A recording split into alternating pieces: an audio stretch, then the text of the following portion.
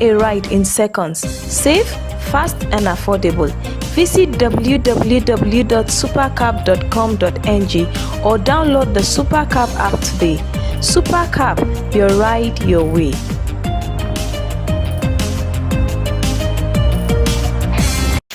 Are you stuck? In today's digital age, staying ahead of the curve is crucial for success. Turabo Business School is committed to empowering the next generation of leaders with the skills they need to thrive. We present to you our special computer training exclusively designed for SS3 and JSS3 graduates. Our comprehensive program covers a wide range of topics, including Microsoft Word, master the art of document creation and editing, unlock the power of data analysis and visualization, Microsoft Access, learn to manage and analyze database, Microsoft PowerPoint, create stunning presentations that captivate audiences, graphic design using CorelDRAW, unleash your creativity and design skills, Photoshop, enhance your image editing skills and create stunning visuals, programming using web design, build dynamic websites and web applications, database development, learn to design and manage databases, UI/UX design, create user-friendly and intuitive interfaces. At the Turabo Business School,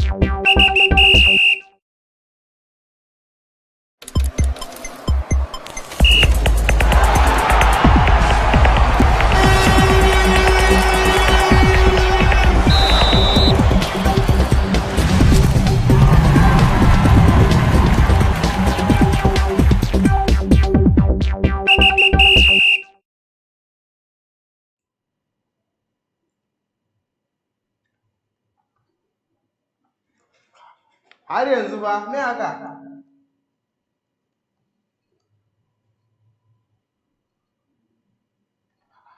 what is this?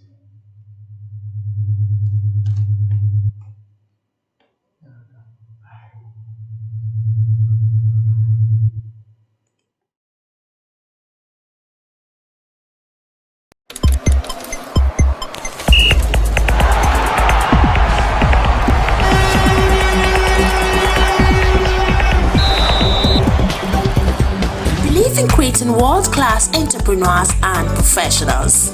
Our experienced instructors will guide you every step of the way, providing you with hands-on training and mentorship. Don't miss this opportunity to gain a competitive edge. Contact us today to learn more about our program and register for the next session. Call 080 070-269140, 070-6342-8464, or 090-10-18844, between 8 a.m. to 3 p.m. Mondays to Fridays. Turabo Business School, creating world-class entrepreneurs and professionals. Join us today and unlock your full potential. Turabo Business School, opposite Civil Service Commission, Hamarua Way, Jalingo, Turabo State. Empower yourself with the skills of the future. Register now. In today's digital age, staying ahead of the curve is crucial for success.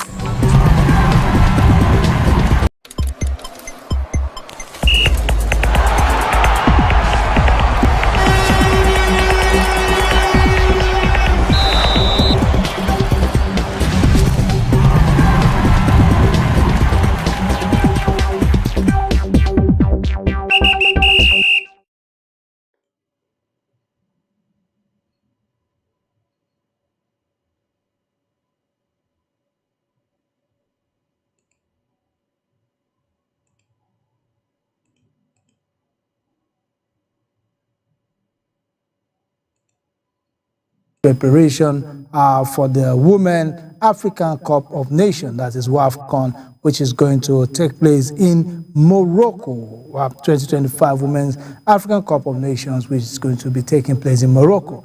As the Super Falcons of Nigeria was held to a goalless draw by Portugal yesterday in a tightly contested international friendly in Lisbon, Portugal. In what was their penultimate preparatory match before the start of the tournament.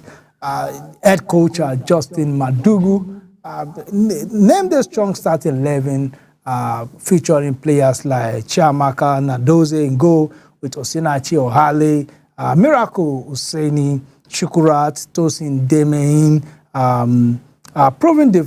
providing defensive cover. While in the midfield, and we have Tony Payne, Christy Ucheibe, and Jennifer Chejini. They operated in the midfield, while Rasheedat Ajibade, Francisca Odega, and Rinsola Babajide led the attack. The very, very experienced attack can line there. The match served as a key opportunity for Coach Madugu to test in tactical approach and also assessing player readiness for the Continental Championship.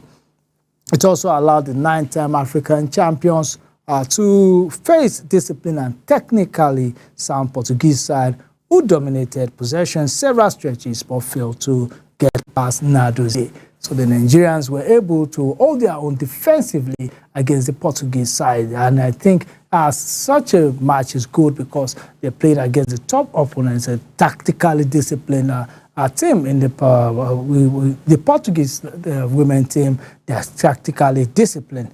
So although they had a superior control over the possession in the first half, but they found little joy in the finals due to the strength of the Chiamaka Nnadozie, Osinachi Ohale, Miracle Hussaini, and Shukura Oladipo and Tosin Demehin, who played well or provided defensive cover for Nigeria. Now, when the Falcons returned from break, we returned with more urgency and looked to press higher up the pitch. The midfield became more competitive, and the Falcons began to accept themselves physically. So Madugu's girls showed great willingness, and I believe with each passing game, they will show more cohesiveness and more tactical discipline.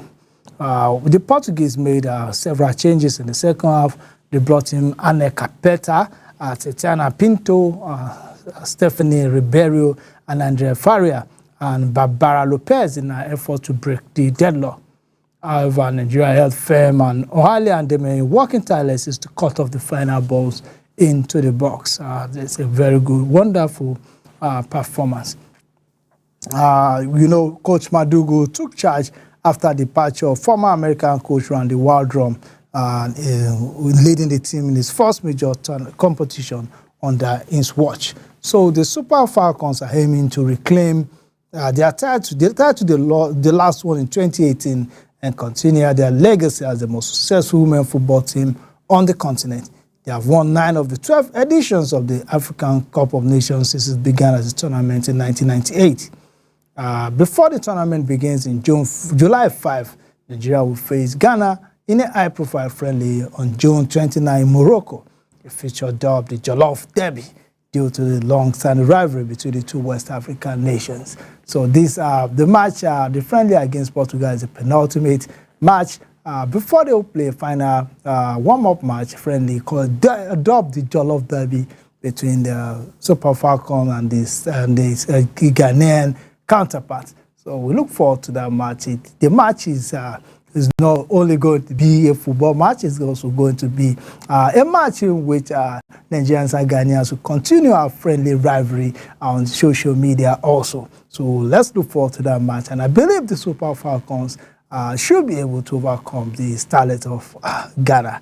Well, that is the story for the Super Falcons. We wish them all the best in Morocco. At least they should be able to bring back the 10th, the 10th trophy to Nigeria.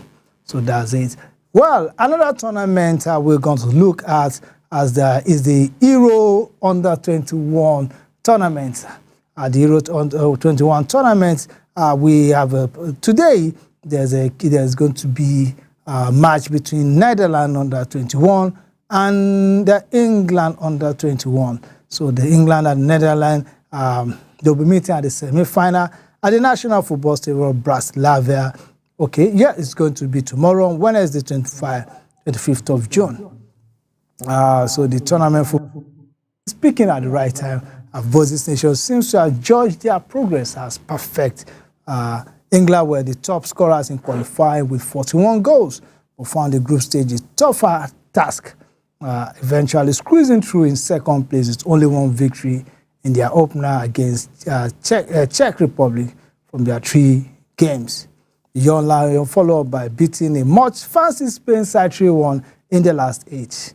The coach of the Young Lions, Lee Carsley, declaring afterward, has said this team will click. So the team is beginning to click, and they've been able to defeat the Spanish Under-21 side, who were much fancied to defeat the English team.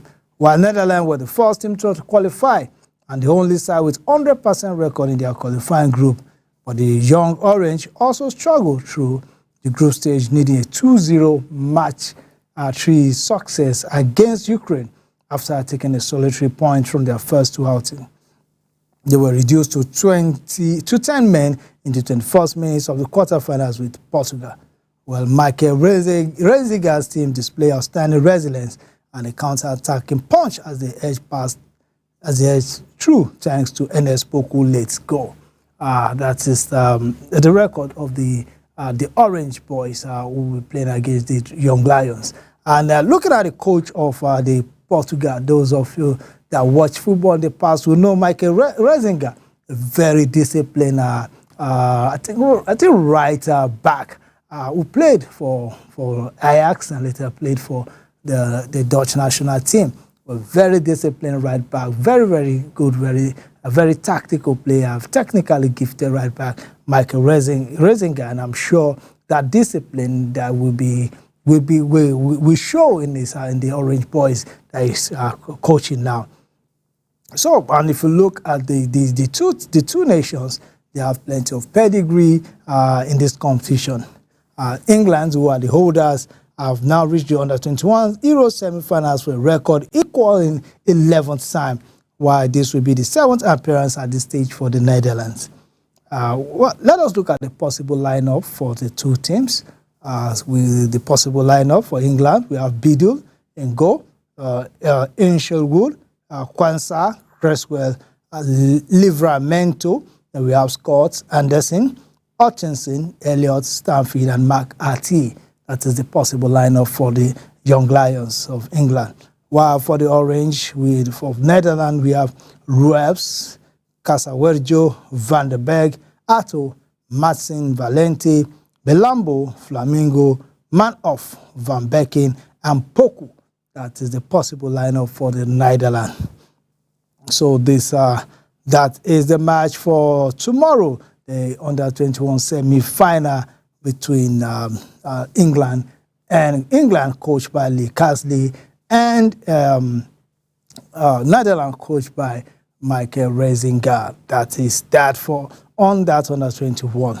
So with that, we move to another story here. That is the story of Man United. We're going to the transfer news now. But before we go into the transfer news, I would like to set up a question for us. We can call into the program to views concerning the issues we're discussing. Excuse me. Excuse me. And we also I'll be asking one question, two very important questions, and I would like you to call in to answer. The first question is, would you prefer Super Eagles striker Victor Osimhen to move to the Saudi Arabian League or to remain in Europe? That is the first question of the day. You can call in. The number to call in is 070-4919-8503. That is the number to call. So you can call in and let us know what you feel. Will you prefer Victor Osimhen of Napoli, who was on loan in Galatasaray last season? Will you prefer him to remain in Europe, probably the Premier League, the Italian League, the La Liga, or should move to Saudi for the big money? That is the first question. Then the other question is concerning the Arsenal Football Club of England. The question goes thus. Arsenal is in bare need of a striker. Between Victor Gyökeres and Sesko, who do you think the Gunners should splash their money on? Gyökeres or Sesko? So those are the two questions. You can call in and let us have your view on these two questions. And the numbers to call once again is 070-919-8503. So we look forward to getting your view on that. Now let's go to the transfer market. We're going to the transfer market, and one of the major stories in the transfer market today is that Man United make improved £60 million bid for striker Mbeumo. Manchester United have submitted an improved bid of more than £60 million for Brentford striker Bryan Mbeumo. United, this month, United are the bid rejected for the 25 years old, £45 million, plus up to £10 million in add-ons. Now, talks over the Cameroon forward, who will become the club's second signing of the summer, are due to continue this week. So this is following the £62.5 million capture of Matheus Cunha from Wolves. United are keen to further strengthen Ruben Amorim's squad before they return for preseason training on 7 July. That is what is going on there. We also have a new Tottenham manager, Thomas Frank, is also keen to be reunited with Mbeumo, but there have also been interest in the forward from other Champions League clubs. So sources have suggested that Brentford will want to at least the same fee as Wolves has received for Cunha before they can agree to the sale of the player who still have a year left on his contract. So, and also as with Cunha, Mbeumo's Premier League experience is viewed as a major positive as Amorim players who can hit the ground running as United look to make a more positive start to the season than their three sluggish efforts under Erik ten Hag. So, and Mbeumo has scored a career best 20 goals for Brentford last season, while he also contributed 9 assists to the B scores. So that is the news on transfer coming from Manchester United concerning Bryan Mbeumo. So that is that for that. Now let's go on to other transfer stories. Well, in this episode of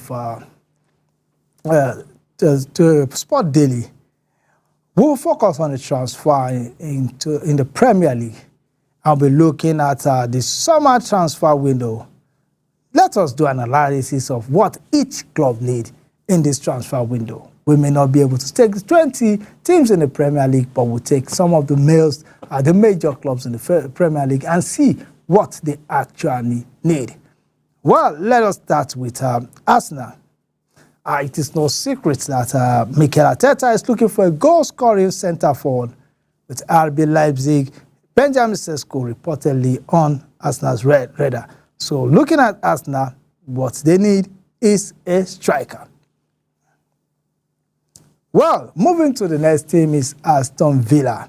Where does Aston Villa really need a player this season? Well, we have a caller in the house. Let us get this call. Hello, good morning. Welcome to Sport Daily on Some TV. What's your name and where are you calling from? My name is Samuel. I'm calling from Nigeria. Okay, what part of Nigeria are you calling from, sir? Delta State. Delta State, you're welcome. So what do you want? Where do you think Osimhen should go? Should he go to Saudi League or remain in Europe? Actually, I don't want him to be in Saudi League because it's not really necessary. He's not playing for the money. Okay. I prefer he should go to any Premier League like Chelsea, Arsenal. You know, that's where we're watching him. Like I'm a Chelsea fan. Okay. So I will be watching him, his performance, not Saudi League that we don't even watch. We don't know anything about those kind of stuff. We only watch Saudi League because of Cristiano Ronaldo. And it's not, I think it's not necessary. Okay, thank you very much. So you prefer him to remain in Europe and possibly come to the Premier League so that we can watch him week in, week out? Yes, that's what I prefer. Okay, thank you very much, once again. Okay, first caller said he would prefer Victor Osimhen to come to the Premier League, to remain in Europe and preferably the Premier League. That he shouldn't just go to Saudi and play for the money because Nigerians will not be able to watch him week in, week out. Well, that is the opinion of our first caller there. Well, let us continue with our analysis of the Premier League teams and what we think they will need, the areas in which we think they should strengthen. For Aston Villa, I think Aston Villa has been searching for a new right back since last summer. Well, another caller is in the house. Good afternoon. What's your name and where are you calling from? This is Sports Daily on Some TV. Oh, we missed that call right there. Well, you can call in. The number to call is 0704-919-8503. And we have two questions. The first question is, should Victor Osimhen move to the Saudi League or should he remain in Europe? That is the big question of the day. The other question is, Arsenal is in need of a striker. Between Victor Gyökeres and Benjamin Sesko, who do you think they should sign? Well, now let's go back to the analysis. Aston Villa, I think where they need it to strengthen the most is in the right back. So we also look at AFC Bournemouth. Bournemouth need, I think Bournemouth will need a centre back. Bournemouth will need a centre back because Dean Hodgson, £50 million move to Real Madrid, have left an obvious hole in the Bournemouth defense. And it's one that could get wider. We report that Elias Zabanyi is a target for multiple clubs. So they need at least the Andoni Iraola desperately need at least one centre back, especially given that defending was in Bournemouth's strongest point. Now let's move to Brentford. Brentford focus probably will be on a possible replacement for Bryan Mbeumo, who has been been linked in the media with a move away. So Brentford may need to strengthen the right wing. Please, okay, we have another caller in the house. Good morning. What's your name and where are you calling from? Hello. Good morning. Hello. What's your name and where are you calling from? I'm Mishak Anthony, calling from Nasarawa. Oh, welcome, Mishak. So what's your view? Where should Osimhen head to? Saudi or he should remain in Europe? Osimhen should remain in Europe.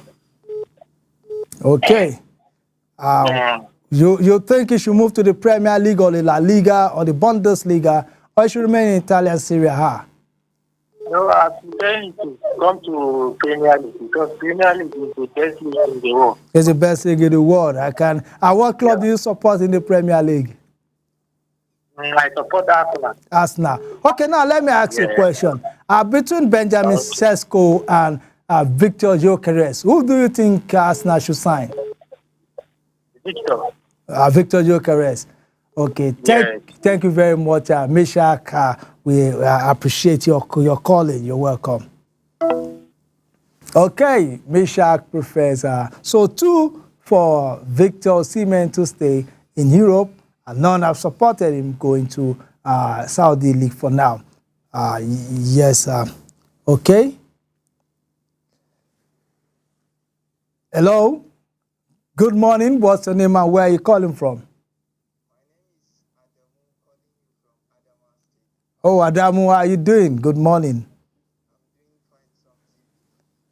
So, what's your take? Victor Osimhen, should we move to Saudi League for the big bucks or he should remain in Europe? Playing in Europe for quite some time now, and I think he knows the best for himself. So if he feels going to Saudi is the best option for him, he should move. After all, Ronaldo is playing in Saudi and he's still making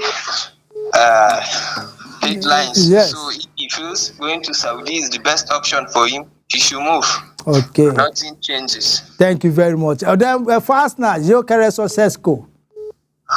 You said? For Arsenal, we will prefer them to sign Sesko or Gyökeres? Arsenal? Yes. Yeah, I think Gyökeres will be the best. Okay, thank you very much, Adamu, from Adamu. Thank you very much. Well, we have another caller in the house. Good morning. Welcome to Sport Daily. What's your name and where are you calling from? Hello, good morning. Oh, I think. Hello, good morning. Good morning. Oh, we have to let that call go. So for now, we have two for Europe and 1 for Saudi. For Victor Osimhen, 2 people have the opinion that he should move, he should remain in Europe. And well, the Premier League, they were specific about the Premier League. And one caller said he knows what's best for him, he should go to the Saudi League. After all, Cristiano Ronaldo is there making his mark. Well, yes, the calls are coming in numbers. Good morning. Welcome to Some TV Sport Daily. What's your name and where are you calling from? Good morning. Good morning. I'm calling from Lagos. From Jos. Okay, what's your name? My name is Buki. Okay, Buki calling from Jos. So, will you prefer Osimhen to go to the Saudi League or he should remain in Europe? Hello? Hello, good morning. What's your name and where are you calling from? I'm calling from Benin. What's your name? From Boko. Okay, welcome to Sport Daily on Some TV. I would like to ask, where do you think Victor Osimhen should go? Should he go to the Saudi League or he should remain in Europe? I prefer him to remain in Europe. Okay. Because he is performing there well and he's doing well there. Okay. So I don't think he should go Saudi. Okay. What if the massive deal comes from Saudi, a money that he may not be able to refuse? Should he go for the money or play for the glory? Hello? Okay, we have the caller there. He's also of the opinion that Victor Osimhen should remain in Europe and play for glory. So that, well, while the call's coming, let's go to another club. For Brighton and Hove Albion, I think their major focus should be on a striker, although they've already secured the signing of Charalampas Costalos, the 18-year-old, is possibly too raw to immediately become their first choice number one. So I think they currently rely indefinitely on 34-year-old Danny Welbeck, whose 10 goals last season saw him hit double figures for the first time. So Brighton will be needing a striker. While, okay, for Chelsea Football Club of England, where do you think they should strengthen? Well, from analysis, reports suggest there's a feeling that Robert Sanchez lacks the authority, the positioning, or the control of the ball in his area to succeed in the long term at Stamford Bridge. So he's a good shot stopper, though 9 Premier League goalkeepers have performed better than Sanchez figure in 21 turns, bettering the SG on target conceded. So tellingly, Sanchez total 5 errors leading to goals was joint most by goalkeepers in the Premier League. So in my opinion, Chelsea should strengthen in the area of goalkeeper. For centre-back, Crystal Palace, they should strengthen in the area of the centre-back because they've terminated the loan of Trevor Chalobah in January, and we also have there's a possibility that you consider Mark Guehi's contractual status. Mark Guehi could be leaving, so they may need to strengthen. Okay. Good morning. What's your name and where are you calling from? Good morning. Welcome to Sport Daily. Oh, we lost that caller there. So for Crystal Palace, the brand new FA Cup winner, they will need to strengthen their defense. Everton, we need to strengthen right back with Ashley Young is one of the players that have been released. So they will need to strengthen. For Fulham, I think they need a winger. Leeds United need a centre-back. Liverpool Football Club, the current holders of the trophy, defending champion, although they've replaced Trent Alexander-Arnold with Jeremy Frimpong from Bayer Leverkusen. But the next priority for Arne Slot ought to be providing competition for Andrew Robertson. With Milos Kerkez, the name links to the Reds. We know that Robertson is 81 years old and had lost a little of his pace and athleticism, recording fewer goals and assists year on year. While in the 2024-2025 season, he only managed a single goal involvement. So there's a need to provide competition for Robertson at left back. For Manchester City, Pep Guardiola's summer rebuild has been dramatic so far, but there's more to come, with right back being another area City are known to be focusing on. Kai Walker looks to be on his way out, if reports have to be believed, while last season's alternatives, Rico Williams and Matheus Nunes, are both central midfielders by trade. They managed just 10 goals or assists between them in 2024-2025. So Man City may need to strengthen, find a replacement for Kyle Walker in the area of the right back. Manchester United and performed their expected goals by 10.6 goals last season, as they scored only 11 goals fewer than data suggests they should. The second biggest margin in the Premier League.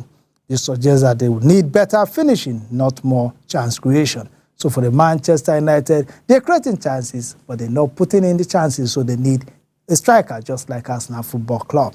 So Rasmus Højlund scored 4 Premier League goals, Joshua Zirkzee 3, when they have creative player Bruno Fernandes in the squad. So the two strikers were only able to provide 7 Premier League goals between them, which is a poor outing for a team that has a creative player in the mode of Bruno Fernandes. So that's it. While for Newcastle United, they will need a right winger. There's the need for upgrade on Jacob Murphy, who after scoring 8 Premier League goals last season, assisting 12, was wonder what he needs to do. So there's a need for a right winger in Newcastle. While Nottingham Forest we need a central midfielder. Nottingham Forest we need a central midfielder. Sunderland we need a defensive midfielder. They are new in the game because they've lost Joe Bellingham to Borussia Dortmund. Job Bellingham has left for Borussia Dortmund. While Tottenham Hotspur will also be needing a winger in their ranks. Rumors swirling about Son Heung-min's future, with Spurs also reported interested in United Thomas Frank with Mbeumo. So it's likely a new head coach wants more goal-scoring wingers in the squad. West Ham should be focusing on a striker. The need of a striker they have in their ranks: Nicholas Fulkrong, Mikel Antonio, Danny Ings, and Evan Ferguson. They scored only 5 Premier League goals between them in 2024-2025. It's a very, very poor outing for them. For Wolverhampton Wanderers, they need a left back. They've lost Ryan Nori, with Matthias Cunha also gone. Wolves have lost their entire left flank, so they will need to reinforce their left flank. So that is all for our projections, our analysis on what every Premier League team, the 20 Premier League teams, will be needing. Well, that is all on that. But well, like I told you, you can call into the show, the part of this sporting program. Today's the Sport Daily on Some TV. The question of the day, there are 2 major questions of the day. The first question is, should Victor Osimhen, Super Eagles striker, Napoli striker, remain in Europe or move to the Saudi League? That is the hot question of the day. Then, the second question of the day, for Arsenal Football Club, the need of a striker. It seems they turn between Benjamin Sesko and Victor Gyökeres. So there's a need for them to decide who do you think will suit as the playing pattern of the Gunners better. Is it Benjamin Sesko or Victor Gyökeres? That you can call him. The number to call is 0704-919-8505. That is the number to call. Well, let us go to another story here, which is the World Club Cup. The World Club Cup. The World Club Cup is ongoing right now, and as it is, it has gotten to the knockout stage. Now let us look at the World Club Cup. That's which team has qualified for the FIFA World Club round of 16. Round of 16, let us see which team has qualified and which are the chances of those that have not qualified to qualify. Now, Inter Miami and PSG are in. They've qualified already. But what do Real Madrid and Inter Milan need? And who else can qualify? So let us look at this analysis. All teams at the FIFA World Cup 2025 have played at least 2 games each. And 8 clubs have booked their spots in the tournament's round of 16. Famous clubs such as Bayern Munich and Manchester City are among those to clinch qualification, but the likes of European giants Real Madrid and Inter Milan still need a final push to seal a place in the knockouts. Now let us do some explanation. Let us look at which teams in the World Club round of 16. These teams, they have 2 wins out of 6 and 6 points in the bag. These 5 clubs can breathe easy. That is Botafogo, PSG, Inter Miami, Palmeiras, Bayern Munich, Flamengo, Manchester City, and Juventus. These clubs have qualified for the round of 16 and they can breathe easy. Now, which teams have been knocked out of the World Club Cup? Of the Club World Cup. The Club World Cup. The journey has ended for this club. We have Auckland City, Los Angeles LC, Urawa Red Diamonds, Ulsan HD, Wydad AC, Al Ain, Pachuca, Atletico Madrid, City Sounders, LC Porto, and Al Ahly. So unfortunately, the 2 African representatives, that is Wydad AC and Al Ahly, out of the tournament. While also for the US, the City Sounders are out, Los Angeles FC are out. For New Zealand, Oceania, Auckland City is out, and Korea, the South Koreans, Urawa Red Diamonds out. Then we have for Asia also, we have Ulsan HD, Al Ain out of the tournament. So those are some of the teams that are out of the tournament. And unfortunately, FC Porto and Atletico Madrid are the two European teams that are out for now. Now, let us look at it. What are the tiebreaker rules being used in the Club World Cup? In the case of a tie on points, the teams progressing to the knockouts will be determined on a set of tiebreakers. Should the first tie result in another tie, the next tiebreaker will be employed until winner is decided. Now, in case there's a tie, these are the steps for the tiebreaker. First will be head-to-head. The winner between the two tied teams will be used. If that doesn't work, then head-to-head goal difference between the tied teams will also be used. If that doesn't work, head-to-head goal scored between the tied teams will be used. If that doesn't work, they have disciplinary points, that is yellow and red cards will be used. And if they tied on all these things, then a lot will be drawn. I take a coin will be tossed, and whosoever heads or tail, whatever you chooses, will be what we decide. Well, like I said, you can call into the show. You can make your comments on the issues we are discussing. And we also have two major questions that you can answer. The number to call is 0704-919-8503. That is the number to call. So we're expecting your call. You can call in and also speak on other issues that we're discussing. You can ask questions. You can even give us information on something you feel that the viewers need to know concerning sports. So now let's look at it. What results do Real Madrid, Inter Milan and Chelsea need to progress? For Real Madrid, with 4 points from their first two games, just like RB Salzburg, Real sits on top of Group H by edging Salzburg on goal difference. A win against the Austrian team in the final group will send the Spanish giant through. But a draw and a win for Al Hilal over Pachuca will leave all three teams on 5 points apiece, bringing the tiebreaker rules into play to determine the two top sides. So it's going to be a tough one for Group H. While for Chelsea, the English side find themselves in a spot of bother with only 3 points after a win and a loss. They need to avoid losing to their tough Group D opponents, ES Tunis, who also have the same points to advance. A draw will be enough for Chelsea on the basis of their better goal difference. While for Inter Milan, the UEFA Champions League runner-ups were held by Mexican opponent Montreal in their final game, but beat a resilient Urawa Red side to bag their first win in Group E.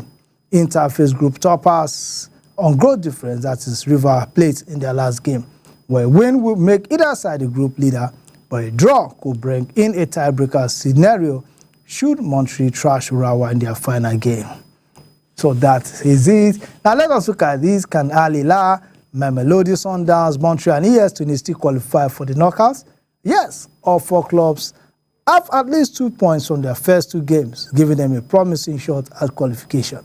So that is it. And then which other teams still have a chance to enter the round of 16, but to be determined by the performance of other teams beyond their own performance. We have Fluminense, Borussia Dortmund, River Plate, Benfica, Boca Juniors, and RB Salzburg. Those teams still have chances of qualifying, but they don't have direct control over their qualification. So that is that on the World Club Cup. So, well, we may need to just draw the curtains here, but that is the FIFA Club World Cup, and that is the fixtures. I believe more stories will be coming out from that Club World Cup in our coming news. So that is what we're going to. That is all we're going to take on the Sport Daily on Some TV today, and this is Sport Daily Reloaded. But you should watch out daily for Sport Daily, because we'll be expecting your comments. So you can send in your comments to our Facebook page, Some TV, on Facebook. You can send in your comments on who should Arsenal sign between Benjamin Sesko and Victor Gyökeres. And also, you can send in your comments on Facebook, Some TV on Facebook. You can send your comments on should Victor Osimhen, Nigerian striker, remain in Europe or move to the Saudi League.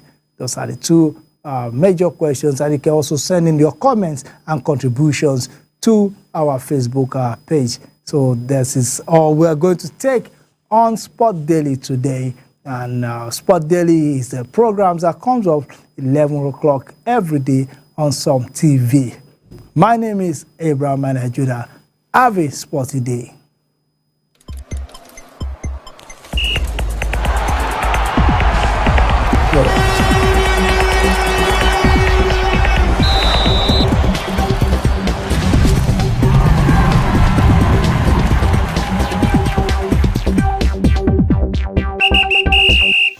Are you stuck in Jalingo late at night? Need a safe and reliable